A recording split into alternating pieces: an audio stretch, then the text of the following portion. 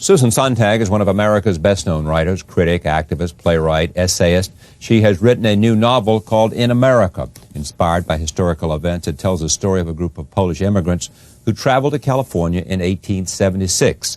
Led by one of Poland's greatest actresses, the group attempts to establish a utopian commune in search of identity. I am pleased to have Susan Sontag back on this program. Welcome back. I'm really glad to be back, Charlie. Not just because you pounded the table. Thank you. I'll pound the table. All right. Tell me about this book and how it came about and where did the idea come from and how much of it is based on fact. Well, there is a real Polish actress. Right. She was, in fact, the greatest actress in Poland, and she did, at the age of 35, come to America, decide she was giving up the stage, at least so she announced, and she was going off to America, and with an entourage, with a husband, with a teenage son, 15-year-old son, right, and a bunch of friends, and they ended up in Anaheim, California, 47 acres outside a little village called Anaheim in Southern California. The nearby village of Los Angeles was about 10,000 people. Of course, San Francisco, well, that was very populated up north. Of course, the farm failed. A sort of distant model for them was Brook Farm. They really had in mind something that we would call a commune. And she went back on stage and had a great career here. And the name of this actress, her American stage name was Helena Majeska. And it was the last quarter of the 19th century.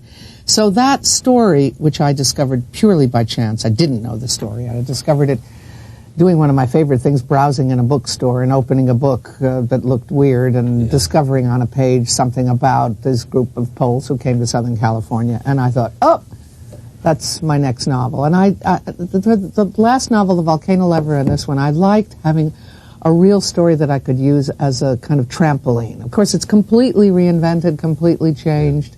But it's a kind of trampoline to do? Well, to tell a great story, okay, a story that's very resonant, that suddenly just clicked in my mind, how can I put it, that with this story, the story of the Polish actress who comes to America, ostensibly to shed her old identity and become a completely different person, because that's what America represented to a lot of people. But in fact, she both did and didn't become a new person. She went back on the stage here eventually and had an even greater career. That's a very American story. So it was a way of telling a story about America, a very emblematic story about America. And also, something very dear to me that I've been brooding over for a long time, to write a theater novel, a novel in which the main character was an actor, and a novel about a life in the theater. It really interests me a lot. Why? I mean, what is it about that interests you? Well, I love actors. That doesn't sound like well, you're also dopey. Involved with the theater in ways. Yeah, I've hung out with actors and directors all my life. I've done a tiny bit of acting myself, a little bit of directing, both in the theater and in movies. And I don't know. I think writing fiction has to come, maybe writing in general, but I'm sure about writing fiction, it has to come from a deep place. And I think I spent a big part of my life preparing to write this novel without knowing I was preparing. That is to say, really coming to some kind of real understanding of what actors do and how complicated and strange they are, and then the psychology of actors that really interests me a lot. And this woman, I mean, she's a star. She's not just an actor, she's a star. And there's a certain kind of diva figure that also interests me. I mean, there are people like Sarah Bernhardt or Vanessa Redgrave or Jean Moreau or people like that who are very complicated, very thoughtful people who have some public role to play. Yeah. Let me just interrupt you, because I am absolutely fascinated, too, about actors. Actors. Actors Good. Because they come here, and especially if in conversation with gifted directors, it used to be said, there are directors that have contempt for actors, and that there are directors who love actors and genuinely appreciate what they bring, and I find that the majority are the latter. I mean, I haven't really met many of those who at least have expressed to me a contempt for actors. Talking about directors now. I think it's more common among movie directors, don't you think? Well, probably, theater directors. probably, yeah. But what I do find is this, I mean, that the best directors, they just have this almost undefinable sense of what it is, the magic of the craft that actors bring. You know, and you're interested not just in the craft, but the whole process of the persona as well as the craft, and the idea of spending your life becoming someone else. Exactly. You know? I think I'm very interested, or interested isn't the word, enthralled, absorbed, totally involved, I don't even know what the right word is, in the idea of transformation or self-transformation. And you could say the actor, the actor both represents that idea at its most profound and in some ways at its most superficial, because there is such a thing as acting in the sense, it's also such a complicated idea. Acting, that just means pretending. That is, you're not really transformed at all.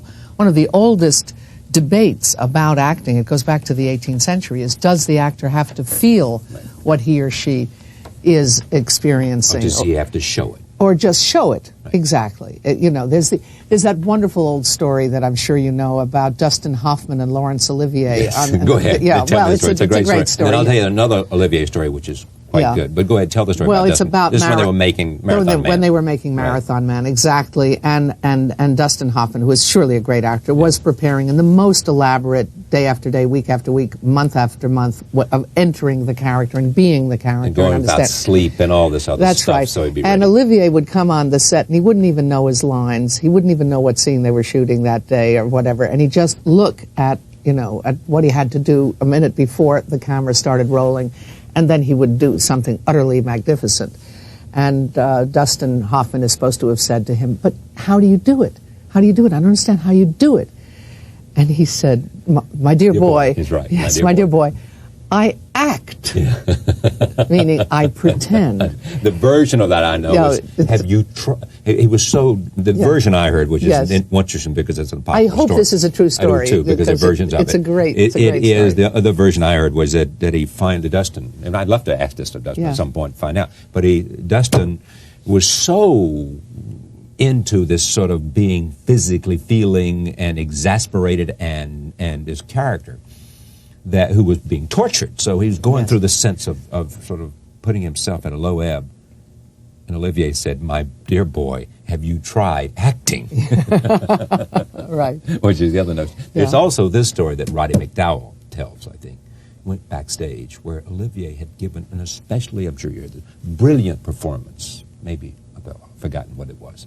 But it was just extraordinary, even for Othello. I mean, even for Sir Laurence Olivier. It was a brilliant performance. Mm-hmm. And he went back to the dressing room waiting to burst in and say, Larry, you were wonderful. I've never seen anything like it, which apparently he was prepared to do. He opens the door, and Olivier, and maybe adding to this, but this is the way I was told, is sort of sitting there like this. And he said, don't you know how great this was? And Olivier said, yes, I know, but I don't know how it happened. Mm-hmm. You know? So something had happened that made him that night rise to be bigger, better, which shows you that no matter what, preparation, technique, there's also an element of mystery about. But don't you think that's true? You don't agree with that or not? Oh, I do agree with it, but I think it's not only true of performance, I think it's also true of writing. I don't know if we just say writing and not painting or dancing or being a sculptor or being any other art. I think that what I do as a writer, there's certainly a lot of thought that goes into it. There's a lot of worry. There's a lot of preparation. There's a lot of consciousness. And yet when it really happens, you feel you're taking down dictation, that you have a sense that something is happening that you don't control, and that's why it's as good as it is. So it's always a mix between an extreme degree of self-consciousness and a surrender to a process that carries you like a wave. I mean, I've heard stories of people that would just it would just hit them, what you're just talking about, right? And they sat with pen and pencil and just pour it out. I mean, they could not do it fast I've actually enough. had the feeling sometimes that it was actually just coming out of my fingers. Exactly. But, the transformation, that's what actors do. They transform. you could say of somebody who isn't really a good actor, that person doesn't transform, doesn't know how to transform. But there's so many senses of transformation, and what I liked about this story, what must have triggered my own imagination when I came across this story, literally standing in a bookstore in Boston, as it happened, and browsing in a book, which I didn't even buy, but I thought, oh, there's an interesting story. I could make something out of that, was the combination of a novel about America, of immigration to America, and a theater novel, because America is also about transformation. So it's Is that two why it's called ideas. In America? Well, yeah. It suggests that they come to America, that they're just, it's not just, America is the discovery, America is an acquisition, America is an ordeal, America is a liberation. America means so many things to people in the 19th century. I don't mean to say it didn't in the 20th century, it doesn't now. But it always had a mythical character, and it always represented a change. A flight away from something bad, a flight or escape toward some sort of liberation or self-reinvention. I mean, the whole country is, I don't want to generalize about America because everything can be said about America, but the country itself is a project. It's a work in progress. Mm-hmm. Americans have always understood that our country is a kind of work in progress, and that people who come here accept the possibilities of transformation or innovation or self-reinvention. Or change. Or just change. Something different. The reasons that people come to America, sometimes it is, of course, for economic advantage, or that rather escaping poverty and misery.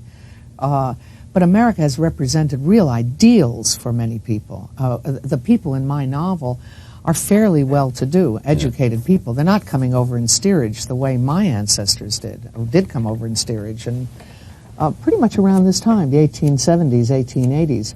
These are people who came over because there were people like that, too, in first class. They chose America.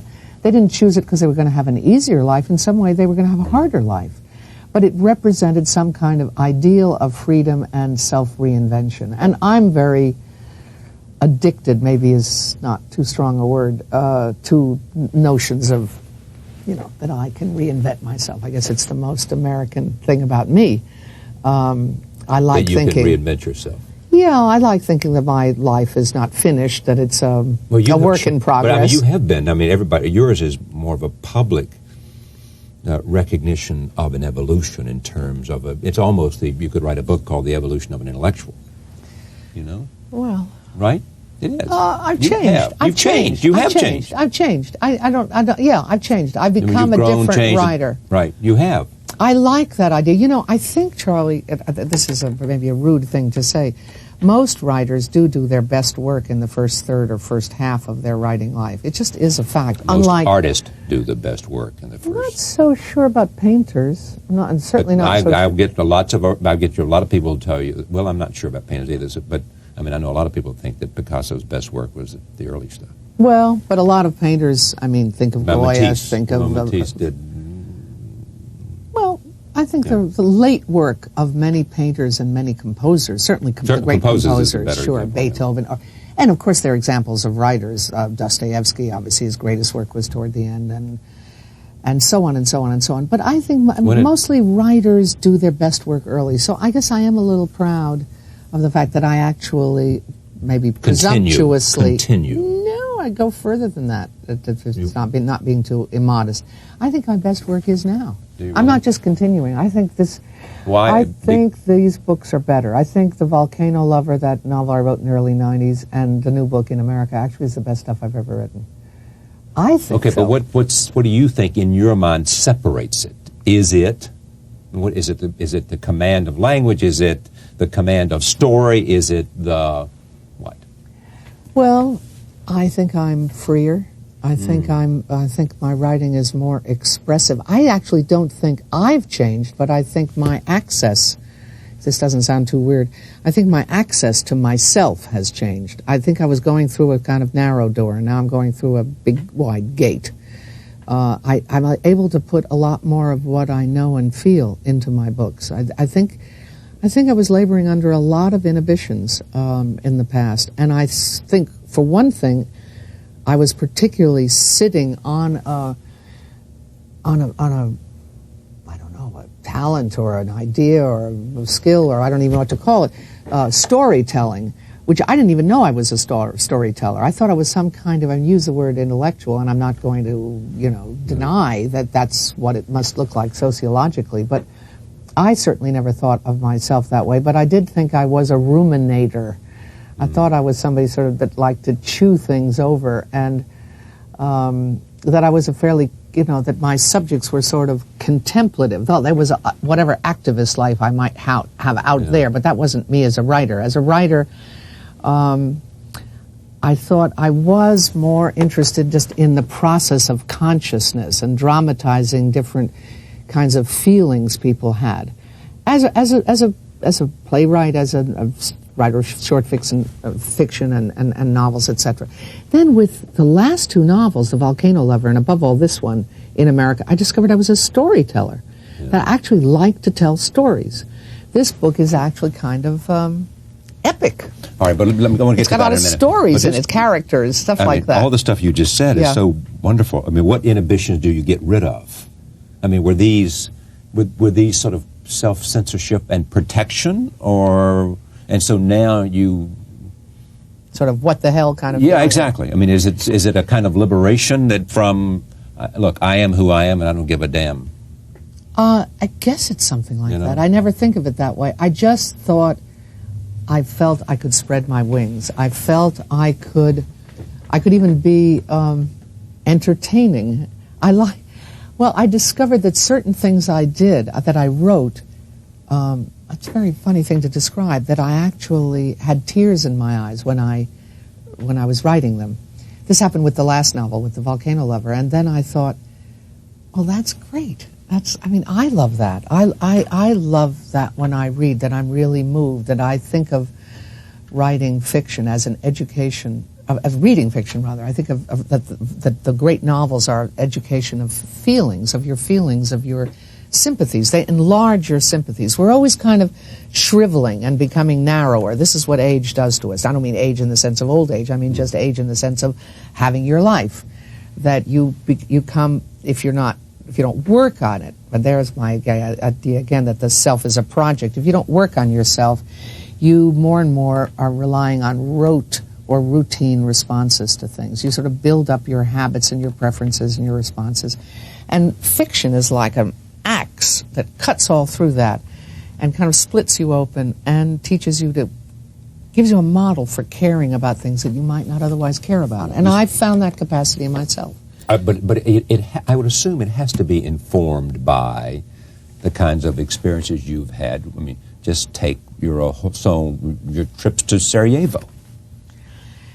Yeah, this book, I think, I began this book in '93 in America, and with a couple of months after I began it, I went to Sarajevo for the first time, and there went essentially the next 3 years. And I was in and out of Sarajevo between '93 and '96, and I worked very little on the book. And on In America, I couldn't. There's no way that you're going to write a novel in the middle of this war, and not to mention the fact that there's no glass in the windows, no heat, no running water, no electricity, hardly any food, et cetera, et cetera. No telephone, no mail. I mean, you're totally involved in just sharing that experience and doing whatever you can do there.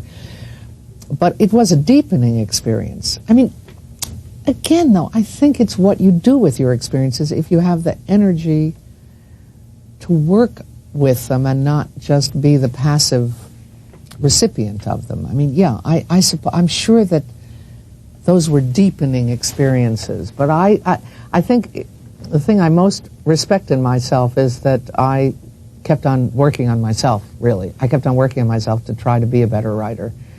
And now I think I have had some kind of breakthrough with these novels, particularly within America. Was there a moment when you knew it? I mean, when you began to write, you could feel it? You knew it was different? You knew, as you said, well, the passageway was wider? Yeah, no, I didn't know it right away. I think I know it about page 100. When you walked into this bookstore in Boston, and you see this, how many times has that happened to you and you walked out of there saying, I've got my next novel, my next book?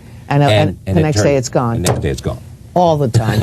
All the time. Absolutely. What makes an idea stick? This is fascinating. Where does it find traction? Yeah, that's right. And I think it doesn't find real traction until you actually get to work on it and you get to 50, 75 pages. But for me, since, this great thrilling discovery that I love telling stories, I not only like reading them, I like telling them, I guess I have to feel that the story, the given story, like the story of the actress and her friends and her family and her career and coming to America and all that there are a lot of stories in the story, so that In America is partly a book about storytelling.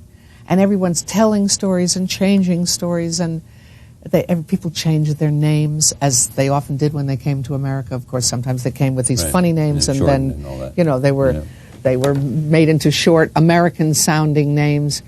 I want with this book, which takes place in the past, of course, I really want to talk about the present. But it is, I think you can't talk about the past without talking about the present. This book may take place in the late 19th century, but it's not a 19th century novel. But it speaks to what in the present? Identity, the effort to... Well, partly the mystery of personality. Which is a contemporary as well as a... Sure. The mystery of personality, I would say. Trying to understand all the paradoxes of America, all the completely contradictory things that America has meant to people. The attempt, well, an ethical search, I think, also. This actress, she wants to be a good person. She doesn't want just to be a great actress. So she wants to do good at the same time. Of course, she is very ambitious and totally obsessed by her work on the stage, so much so that in a way, she does sacrifice her private life. It's a choice that was much more common, I think, for women than for men. She does sacrifice her private life to her life on the stage. How much of you is in her? I'm in all the main characters. In all of them? Yeah, sure. What I like is that they're not me. I really want to tell. I've never been attracted to autobiographical fiction. But I love my characters. They're my best friends. So they have your ideas and your opinions and your ego and your fantasy and your... But they have the contradictory things in me. You see, that's the great thing about writing fiction or plays as opposed to writing essays. I'm kind of not so interested in writing essays anymore because with essays I have to make up my mind. And then in the course of writing them, of course, I can change my mind, then I have to write the essay again. But it has to sort of present a point of view. And always, even in my most self-confident sounding essays, there was always a little voice saying, but, it's also true, something else. Whereas a character, I can put things that I think in the mouth of one character, but I can put completely opposite things in the mouth of another character. Is any part of you wishes that you had simply earlier focused more on writing novels? More? All of me wishes that. Don't drop the book, Charlie. Yes, isn't that awful? I wish I was just starting now, but what can I do? That's very American, too. Yeah, it is. But what you can do is just plow ahead as if that's not a factor. I'm going to try. I'm going to try. Sure, I did. You do. Oh, absolutely. I think... It's almost like finding the form that's right for you. That's right. Listen, I came of age as an adult and as a writer in the 1960s. I was a student in the 50s, and I came to New York at the beginning of the 60s. It was a time of enormous public debate, to put it mildly. I'm going to try to take down the usual way in which the 60s is talked about in a very hysterical way, and just say it's a time of really, really active debate. I did get caught up in that, and I did think that was a great thing to do, to be part of public debate and influence people about things you cared about. I never wanted to attack things. I wanted to promote the things that I loved. I think my own very evangelical, moralistic, again, very American streak kind of got the better of me. I was sort of interested in plugging the good, the true, and the beautiful, as I understood that to be. Other people might have thought it was a little weird, but I thought it was very mainstream and wholesome. And I got a little stranded. It's almost I didn't understand the ethical power that fiction could have. I understood much better the ethical power that an essay could have. I think that was a kind of mistake that I made. I mean, I don't renounce that work, but I think I sold fiction short in my own mind. And I was too involved in an ethical way in various struggles. I mean, starting with the Vietnam War and this and that and the other. And it took me a long way to get to a better idea of fiction. I have to leave with that notion. It is that perhaps, rather than bemoaning the fact that you didn't start earlier, sometimes you have to make the journey to get there. That's right. You know. Well, that's true wisdom. That is true wisdom, to know that the journey is not set, and you can do it as you can. In America, Susan Sontag, thank you. Thank you, Joe. Thank you for joining us. See you next time.